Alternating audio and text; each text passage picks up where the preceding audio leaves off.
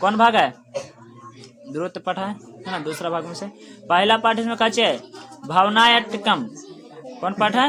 भावनायटकम। देखो इसको में से कुछ ऑब्जेक्टिव है, कभी कभी पूछते रहता है, इसलिए इसको एक बार देख लेना है, ठीक ना। कहता कच्चे कि भक्त किसके शरण में है? तो दुर्गा के शरण में। किसके शरण में?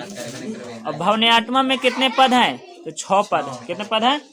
भावनायटकम पाठ किसका वर्णन करता है? तो दुर्गा के वर्णन करता है। किसका करता है? दुख में कौन ग्रसित है? भक्त। तो दुख में कौन ग्रसित है? भक्त। और भवानी क्या है? गति। भवानी क्या है? गति है, ठीक ना। अच्छा, इसके बाद वाला भाग में देखो, इसको कम से कम 10 पद तक एक भाग में कर देते हैं। जयदेवस्य औदार्यम, ठीक ना।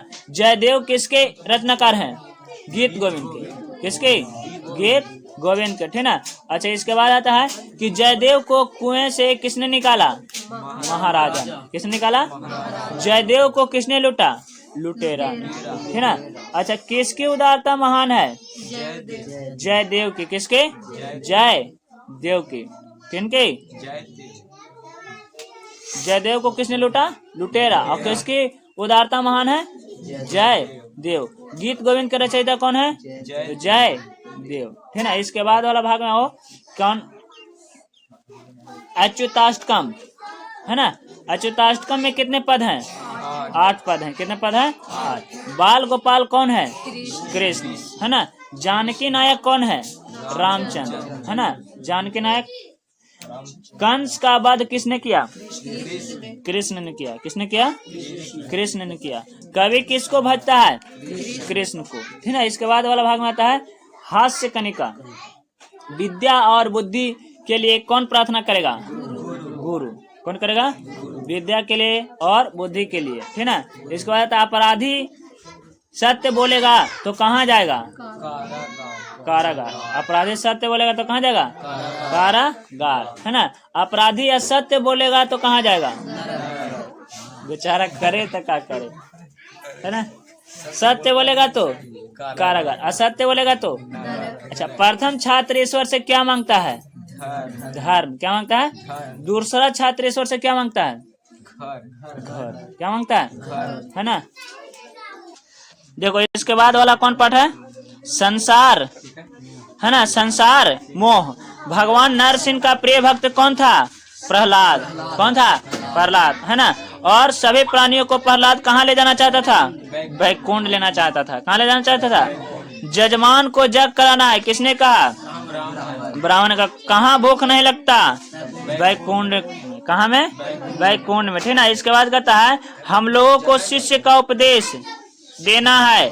किसने कहा? सन्यासी। सन्यासी कहा जी कहता है कि हम लोगों को शिष्यों का कोई के पास टाइम था वैकुंठ जाने के लिए?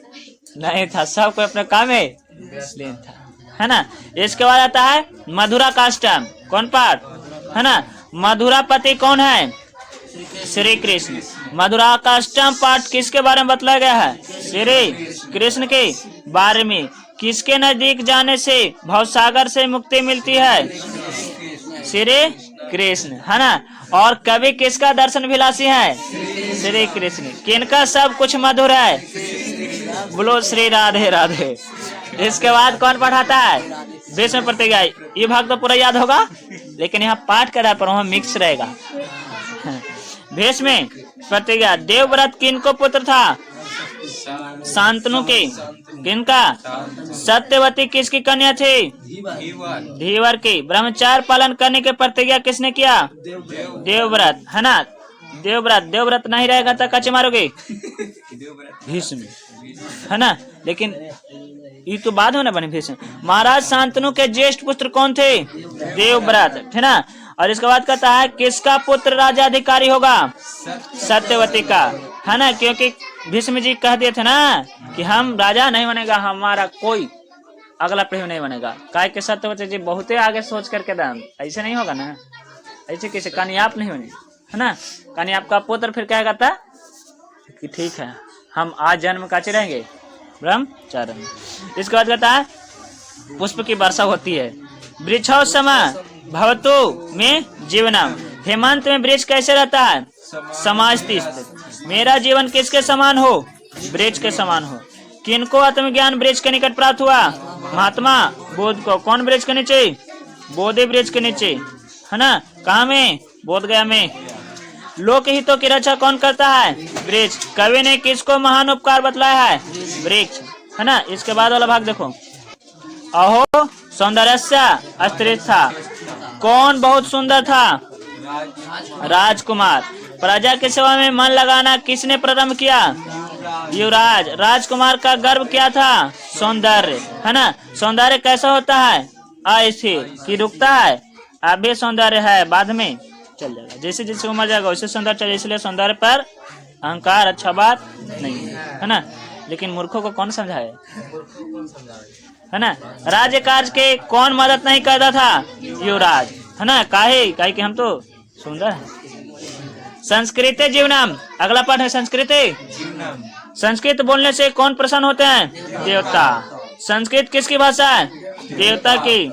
संस्कृत में चिंतन करने से किसकी वृत्ति होती है? सद्गुण की। शब्द रूपों में सिद्धि कैसे प्राप्त होती है? लिखने से। कैसे? लिखने से, है ना। और तुम लोग लिखने में तो बहुत कमजोर। काहे कि मेगास्थनीज कहा था ना कि भारतवन लिखने में सबसे कोढ़िया है।